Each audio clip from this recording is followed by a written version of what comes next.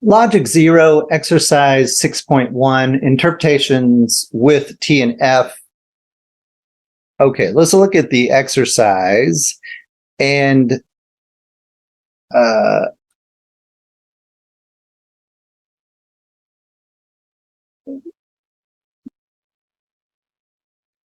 so we're going to see that in some of these exercises and quizzes, I've put in these prompts for you to answer these questions. Are you using a text editor or word processing application with a monospaced font? I want to make sure that as you're completing these exercises that you're using a monospaced font. It's very important that you use a monospaced font. So make sure that you're answering yes here and that you're doing so truthfully. It's very important that you use a monospaced font. If you're not clear on what a monospaced font is, see above, see earlier in the text. The textbook explains it, and then I've also explained it in a demonstration video that is entitled Use a Monospaced Font. So again, just make sure that you're using a monospaced font.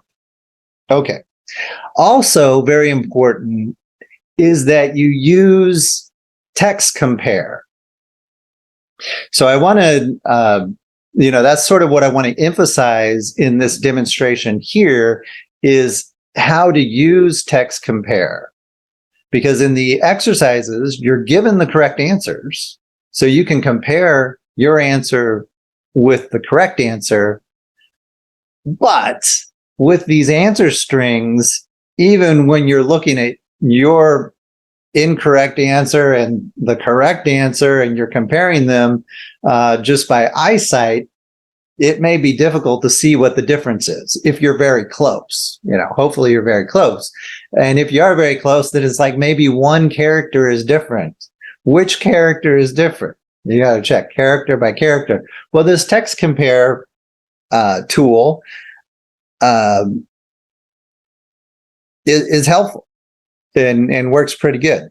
And you don't have to use this exact tool. There's lots of these out there on the internet that are very similar. So if you find something that you like better, just go ahead and use that. Notice that there's lots of advertisements, so it's a little annoying, but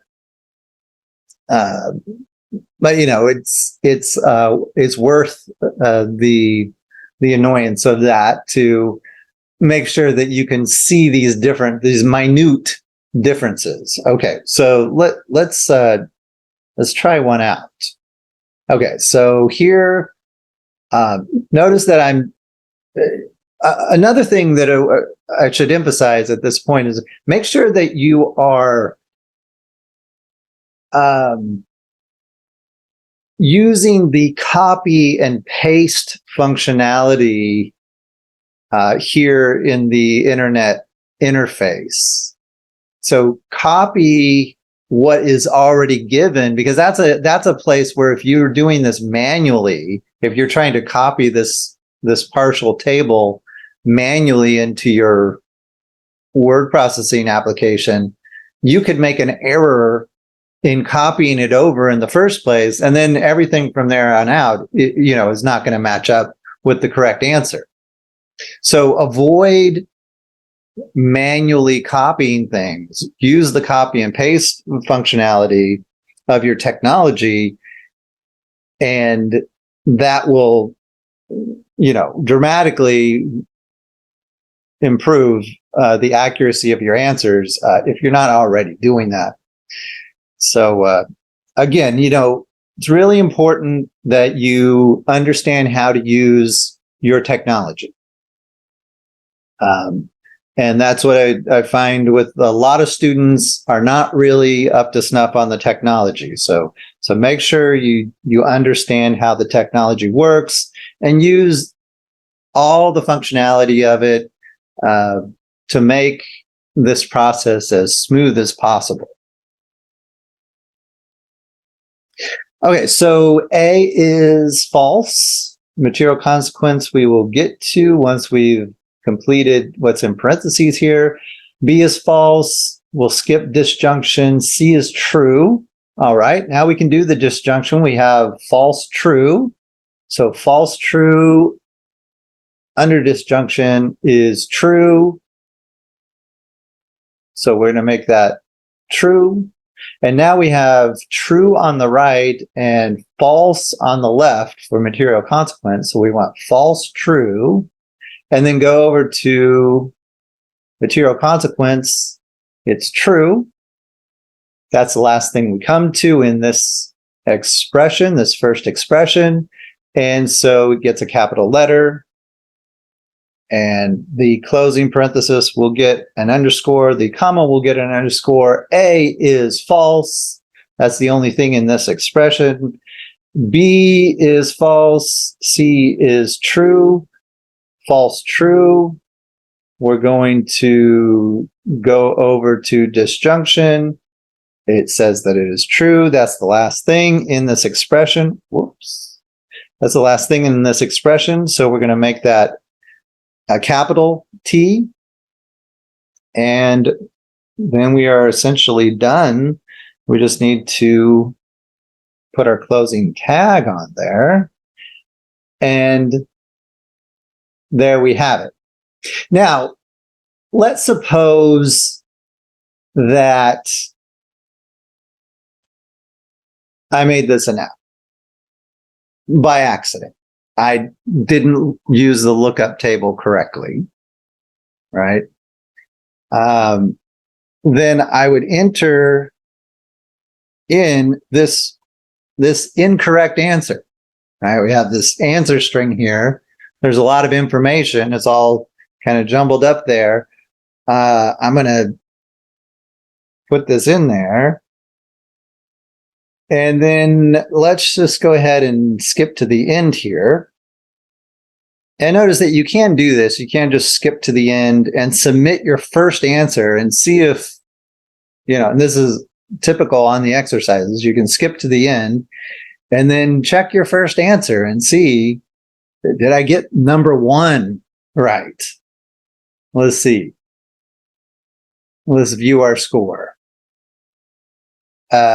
Well, I got some points for using a monospace font and for using text compare. Okay. But I didn't get number 1 correct. Now, the correct answer is this. And the incorrect answer is this. And if we look at them, it might be difficult just looking at them to tell what the difference is. But if we go to text compare, I'm going to put the correct answer here on the left, and I'm going to put my incorrect answer on the right.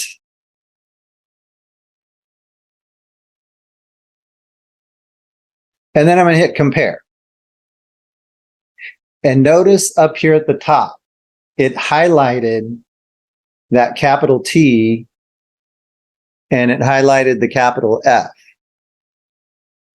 And everything else, it did not highlight because everything else matches. The only difference is the difference between this capital T and this capital F.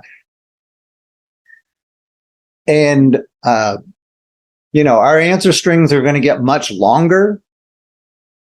So doing this visually without the aid of text compare here will just get progressively more difficult. So I really encourage you, just use the technology and let this text compare show you what the differences are. Being able to visually spot these minute differences is not really an important technique or skill for doing logic. The important technique and skill is using the lookup table and recording the correct answer as given in the lookup table. So that's where we want to focus our effort. Okay, so I see what I did wrong. So I got to be more careful about using the lookup table and use the answers that are in the lookup table, not make up my own answers. Okay, thanks. Let's see. So now what I can do is I can go back. So let's shut this down here. And let's put this in a different window. All right, so I can edit my response. So with the exercises, I can go back and I can correct my answers. So let's look on this first one. So what I should have done, let's see here. I should have had, let's see, FT. So this is where I made the mistake. I want to go to the FT row and go over to disjunction, and that should be a capital T. Okay, so I'm going to make that a capital T. Now I'm going to get rid of my line breaks. I'm going to copy this corrected answer into here. I'm going to select all and then paste. And now, hopefully,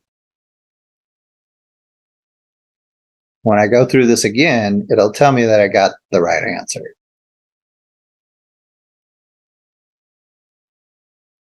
So I'm just going to skip to the end. Again, I'm just making sure, can I do problem number one? Let's see if I can get through problem number one, and then I'll worry about the rest. Okay. And it says, okay, that was it. So that's exactly what I want you to do. You're going to make mistakes. That's just part of the learning process. This is really a peculiar kind of precision that we're trying to achieve here. At first, you're going to make lots of mistakes, and then little by little, you'll make fewer and fewer mistakes. Text compare is going to help you catch those minute differences. And then eventually, this all does become pretty second nature, so that you don't really make that many mistakes in the first place. So just, trust the process, use the technology in the way that I'm showing you, learn your technology. If you're doing stuff that's really frustrating and prone to additional errors, just set that aside. Do what I'm doing here. Use the copy and paste. Make sure you're using a monospace font. Use text compare, and it should be relatively easy. If you refuse to use the technology or use all the functionality of the technology, then you're just making your life difficult. And there's really, there's no point to that. So use the technology, learn the technology, everything should fall into place. And through this process, in really leaning on the technology, you're going to naturally just get more and more accurate. And the more accurate you become at completing these answer strings, the more that the content of the course in terms of what is logic, that will all become very apparent the more accurate you become at doing these answer strings. Because these minute differences, that's the logic. We convert all of the meaning into the symbolic apparatus, and then these minute differences, the difference just between an F and a T, just that one little difference, that is the logic. The logic is represented in the symbols, and it is it has to be character by character precise in order to carry the same logic. If you change one character, you change the whole logic. And so, it's only once we're able to really get the precision that's being asked for here that we even understand what logic is. And again, if you use the technology, this will come naturally. You know, this is something that you are built for. You know, your brain, your body. This is a very natural human sort of thing. You just got to go through the process, and then it just happens. Okay, so trust the process, use the technology, and let me just reiterate one more time: make sure you're using a monospace font when you're doing your work. Make sure that you're using text compare to compare your answers, especially the incorrect answers, with the correct answers that are given. And then make those changes, and everything will fall into place. One thing that I did think of: avoid copying and pasting the correct answers. That is a place where I don't want you to lean on the technology too heavily. When you compare your incorrect answer with the correct answer, use text compare to see what the differences are, but then go back and manually redo your answer string without copying and pasting the correct answer. And that's really where the learning process takes place. So that's the one area where I don't want you to lean heavily on the technology.